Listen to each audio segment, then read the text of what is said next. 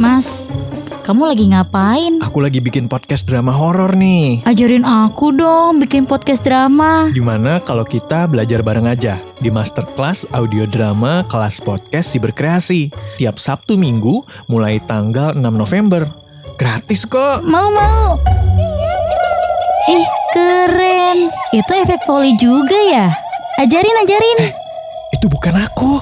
Jadi itu suara apa? Itu namanya jump scare. Makanya ikutan Masterclass Audio Drama Kelas Podcast Siberkreasi biar podcast lu tambah drama. Daftar sekarang di siniar.net/drama.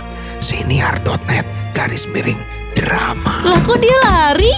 Mas, pokoknya kita putus. Jadian sama abang aja, Neng. Ntar abang ajarin podcast drama.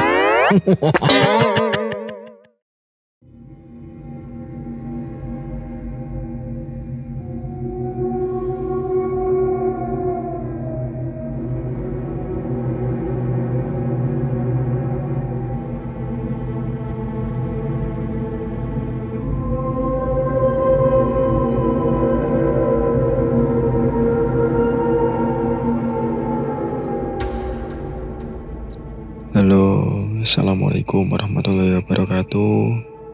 Selamat malam teman-teman pendengar Do You See What I See. Perkenalkan, nama saya Said. Saya berasal dari Jawa Tengah, dari kota Kudus.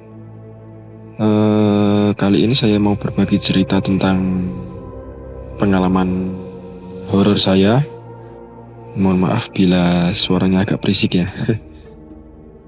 Waktu itu saya masuk kerja di salah satu rumah sakit tahun 2020 kemarin, baru memang sebagai seorang security. Waktu masuk di pekerjaan tersebut sudah ada pandemi ya. Jadi di saat itu karena cari kerja susah, mau nggak mau saya harus mau menerima semua cara kerja maupun pengaturan sistem kerjanya di rumah sakit tersebut. Perlu diketahui bahwa security di tempat saya bekerja saat masih ada pandemi kemarin itu harus harus membantu pemulasaran jenazah. Maksud dari pemulasaran jenazah adalah semisal ada pasien COVID meninggal, maka kita dari pihak security harus mau membantu mengambil jenazah tersebut, semisal dari ruang isolasi ICU atau ruang isolasi lain. Mau nggak mau itu yang ngambil harus dari pihak security, nanti terus dibawa ke layon atau kamar jenazah. Setelah dibawa ke layon, baru disucikan nih, kalau secara agama masing-masing. Setelah disucikan, nanti setelah itu dijemput oleh ambulan dan kita security sama driver ambulan pergi untuk pemakaman. Cerita yang mau saya ceritakan kali ini adalah ketika suatu malam, mungkin pas-pasan malam Jumat, masih ingat saya. Malam itu saya jaga bersama 4 orang termasuk saya, karena memang satu shift, kalau shift malam itu hanya 4 orang. Setelah itu sekitar jam 2:30 pagi ada laporan dari humas kalau ada pasien meninggal di Amaryllis dan pasien itu ternyata terkontaminasi COVID. Lalu saya bersama teman saya berkoordinasi malam ini siapa yang mengambil jenazah tersebut untuk dibawa ke kamar jenazah. Dan akhirnya setelah berkoordinasi, saya sendiri untuk yang mengambil jenazah tersebut. Ketika saya sudah mempersiapkan diri untuk memakai APD, karena memang diwajibkan untuk memakai APD, saya menuju ke layon untuk mengambil bed yang dikerek, kalau kalau untuk orang meninggal yang didorong itu loh. Kalau saya menyebutnya bed. Untuk mengambil bed itu saya berjalan sendirian dari pos satpam menuju ke kamar jenazah. Perlu diketahui di sini kamar jenazah itu berada di paling belakang gedung yang memang lampunya sedikit remang-remang. Waktu itu saya berjalan sendirian masuk ke kamar jenazah. Dari pertama masuk hawanya sudah agak senyap ya, gimana ada anyep gitu. Waktu masuk kamar jenazah, saya langsung ngambil bed, lalu saya dorong menuju ke ruang ICU karena jenazahnya meninggal di ruang ICU, di ruang isolasi ICU. Setelah itu saya masuk ke ruang isolasi sendirian. Lalu setelah masuk di ruang isolasi, saya mengganti dari bed yang di ICU yang dibuat tiduran sama jenazah tersebut. Saya pindahkan ke bed yang saya bawa tadi. Setelah saya bawa tadi, langsung saya bawa turun karena di ICU lantai 3, lalu saya lewat lift. Di dalam lift sudah agak gimana ya? Agak sedikit ada kejadian waktu di dalam lift. Saat saya memencet tombol di lantai 3 ke lantai 1, pintu lift otomatis tertutup. Setelah itu liftnya mati. Karena posisi saya cuma berdua dengan almarhum, saya memang jujur saja sedikit ada perasaan takut ya. Tapi saya berdoa semoga memang gak ada apa-apa, kan niatnya cuma kerja gitu. Lalu saya sampainya di lantai 1, saya dorong almarhum tersebut untuk menuju ke kamar jenazah. Waktu perlu diketahui ya, di sini kalau membawa jenazah nggak boleh lewat tengah ataupun lewat depan. Memang diharuskan lewat belakang untuk menghindari keramaian. Waktu saya mendorongnya tersebut, lampu memang remang-remang karena di situ lorong. Kalau dari lift dari lantai 1 yang saya turun dari ICU untuk menuju ke kamar jenazah, itu liftnya sedikit, lampunya sedikit remang-remang ya, menuju lorongnya yang panjang sekali. Itu cuma ada beberapa lampu, dan lampu tersebut memang sedikit gimana ya, sedikit gelap.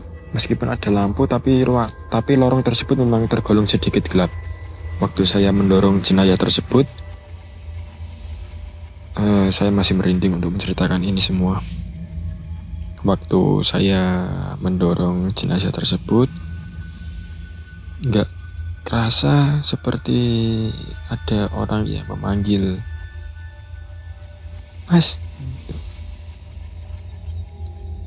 Satu kali, tapi saya nggak kedengeran, ya bukannya nggak kedengeran, tapi sedikit nggak mau mendengarkan lah, karena memang posisinya saya cuma sendiri.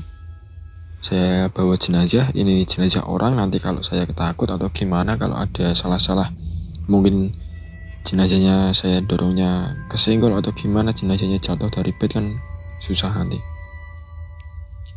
Waktu ada orang yang manggil "Mas" gitu, perasaan saya di pelupuk mata paling pojok itu seperti ada orang berdiri. Orangnya besar dengan wajah yang gimana ya, perlu diketahui ya, saya ini sedang jaga di rumah sakit, sedang di pos security. Sedikit menceritakan hal ini sedikit merinding ya karena kejadiannya di sini juga.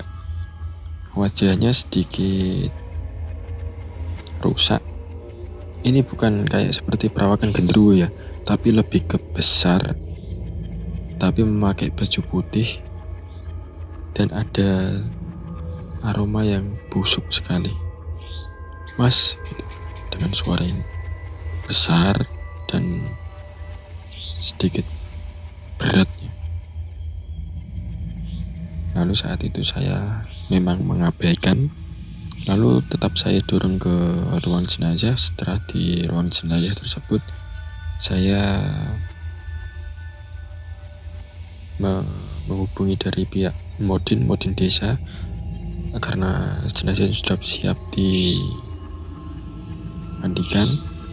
Lalu setelah saya masukkan ke ruang jenazah, saya kembali lagi untuk melepas APD di kamar mandi di dalam kamar jenazah. Maksudnya di samping kamar jenazah itu ada kamar mandi, lalu saya keluar masuk ke kamar mandi itu untuk melepas APD. Setelah saya lepas APD tersebut,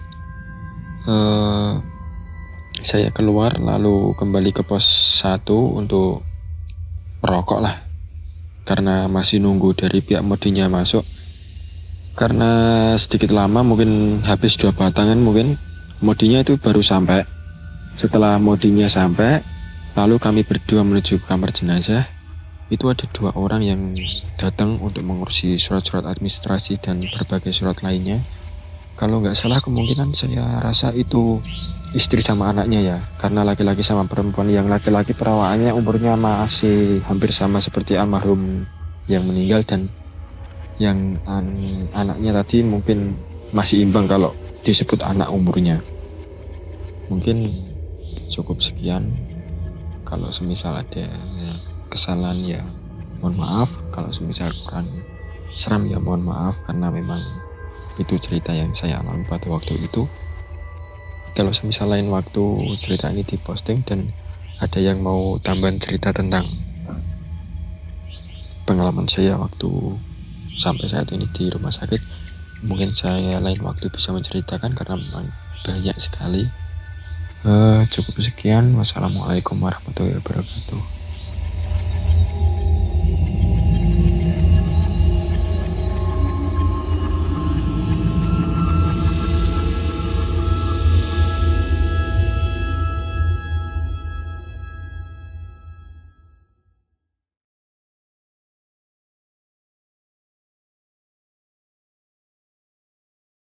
Kirim cerita kamu ke alamat berikut.